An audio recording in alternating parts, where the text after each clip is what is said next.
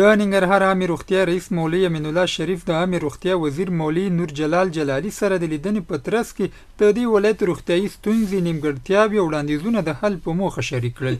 عامې روغتیا وزیر د دغې ناستې پر مهال ننګرهار ته د لازمې پاملرنې ډاډ څرګند کړی.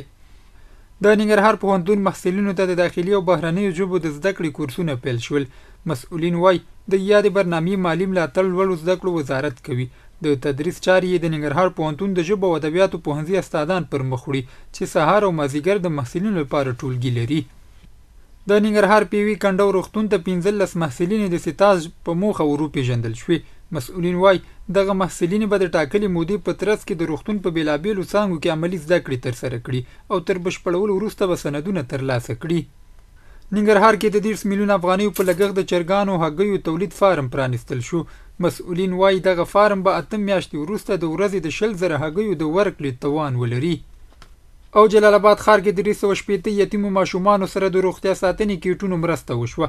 د ننګرهار ولایت کار او ټولنیزو چارو ریاست په هڅو اسلامیک ریلیف موسسې له لوري 380 یتیمو ماشومانو سره د روغتیا ساتنې کیټونو مرسته وشوه.